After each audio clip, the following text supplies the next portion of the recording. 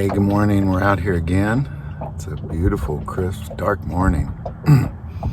Had to come out early because I have to film with Maggie this morning, so I had to get out in the dark again. Really like it out here in the dark, though. As we've gone through the book of Matthew from 24 on, verse by verse, we've gotten to a place where the soldiers have mocked Jesus, beaten him, put a crown of thorns on him and a robe, a scarlet robe, and we see that that's, very satanic because it is a representation of how he will return. But after that in Matthew, he gets turned over to be crucified, and there's one last thing that takes place in the book of John that we see happen after the soldiers mock him that we don't see in Matthew, but we're going to take a look at it. It's pretty important. So we're going to go to John. Then Jesus came out wearing the crown of thorns and the purple robe, and Pilate said to them, "Behold the man." Therefore, when the chief priests and officers saw him, they cried out, saying, "Crucify him, crucify him." Pilate said to them, "You take him and crucify him, for I find no fault in him." The Jews answered him, "We have a law, and according to our law he ought to die, because he made himself the Son of God." Therefore, when Pilate heard that saying, he was more afraid, and went again into the praetorium and said to Jesus, "Where are you from?" But Jesus gave him no answer. Then Pilate said to him, "Are you not speaking to me? Do you not know that I have power to crucify you and power to release you?" Jesus answered, "You have no power at all against me, unless it has been given you from above. Therefore, the one who delivered me to you has the greater sin." From then on, Pilate sought to release him, but the Jews cried out, saying, "If you let this man go, you are not Caesar's friend. Whoever makes himself a king speaks against Caesar." Pilate therefore heard the saying. He brought Jesus out and sat down in the judgment seat in the place that is called the Pavement, but in Hebrew, Gabbatha. And that was the preparation day of the Passover, and about the 6th hour. And he said to the Jews, "Behold your king." But they cried out, "Away with him, crucify him." Pilate said to them, "Shall I crucify your king?" The chief priests answered, "We have no king but Caesar." So they delivered them to be crucified. So they took Jesus and led him away. Now, I find that particular account fascinating because what we see is a leader, a political leader, strong political leader, weakened by the crowd, scared of a trial. But the most fascinating piece is seeing the religious leaders, because they want what they want, resorting to political ambitions. And kind of what I mean by that is whenever a politician is giving them what they want, they'll worship that politician. In this case, they wanted the Roman governor to give them Jesus to crucify. And they said, "We have no king but Caesar." So they've literally bowed the knee to Caesar to get what they want.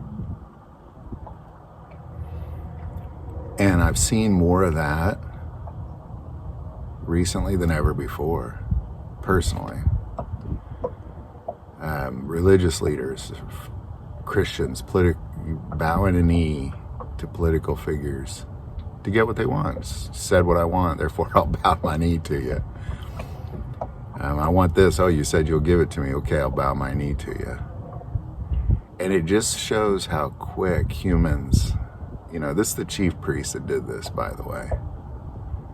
And it just shows how quick humans are willing to let go of what they believe to be right, or let go of spiritual things, or let go of things that the Holy Spirit is telling them to do or not to do, simply because of political figure telling them what they want to hear.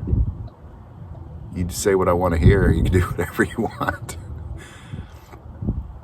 And then that moment, to see the chief priest say, "We have no king but Caesar." Disgusting. Just disgusting in that moment. Because of course Caesar, suppressed the Jews unlike anything else, suppressed the religious leaders even. A lot of people thought Jesus was coming to save them from the Jews or from the Romans. But no, he was there to save them from themselves. We couldn't save these people from themselves. Crucify him. We have no king but Caesar. Pilate's just afraid. But we see that today, and I think that's why this stood out to me so much, is that I've never seen people who worship Jesus bend a knee to political figures so quickly and easily. We have no king but Caesar. Just throw everything aside, throw the temple authority aside, throw all that aside. We have no king but Caesar. We worship you now because in this moment, you're giving us what we want. So we worship you. It's crazy.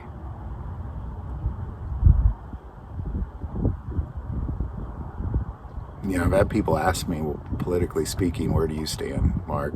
And I always say, I'm on Team Jesus. I believe both sides are evil. I'm certain both sides are evil.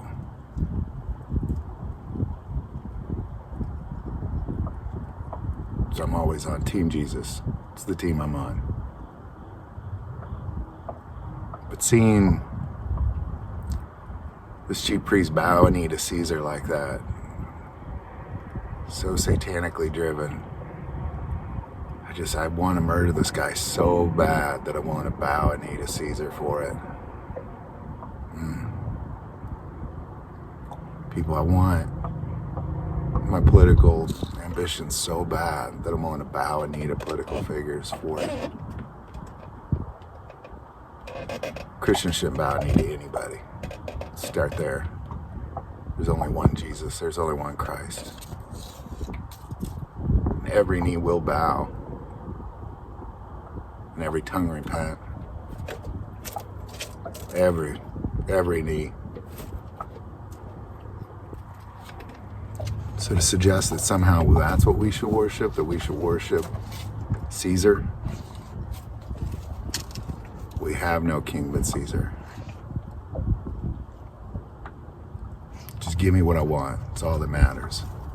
All I care about is what I want.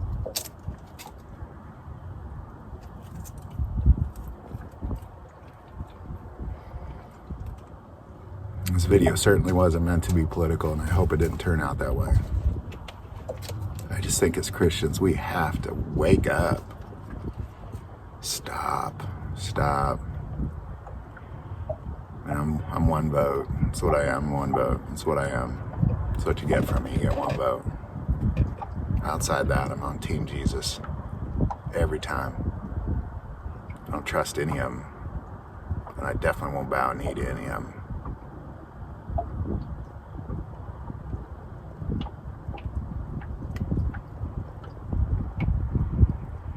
One king I'll bow a knee to. It's the King of Kings, the Lord of Lords. That's it. Everybody else, they're just gonna rot and die and lie. That's about all they're gonna do.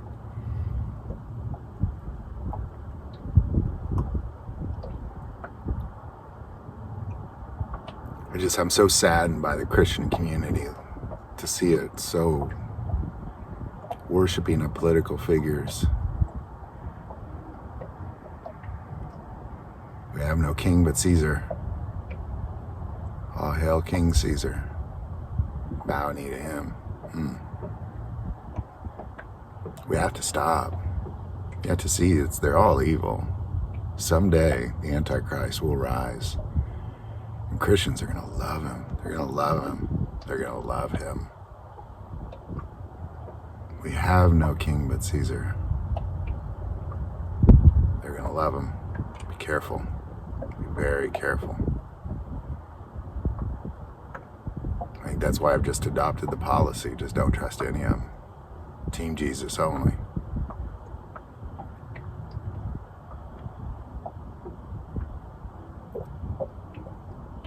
It's only one bow the knee for me here.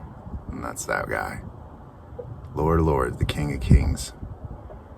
Be careful, people. just be careful out there. Political figures are just people. They'll die and rot, just like you and me. Just like the rest of them. Although, I do intend to make it. My intentions are to make it to Jesus' return, and then I'll never die, on a side note. But outside that,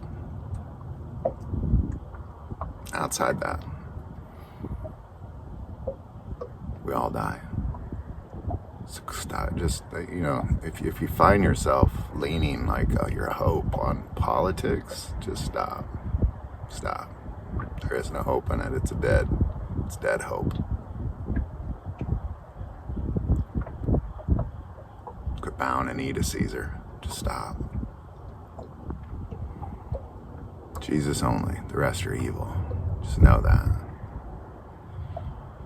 Hope this video helps. If you like this video, click like and subscribe.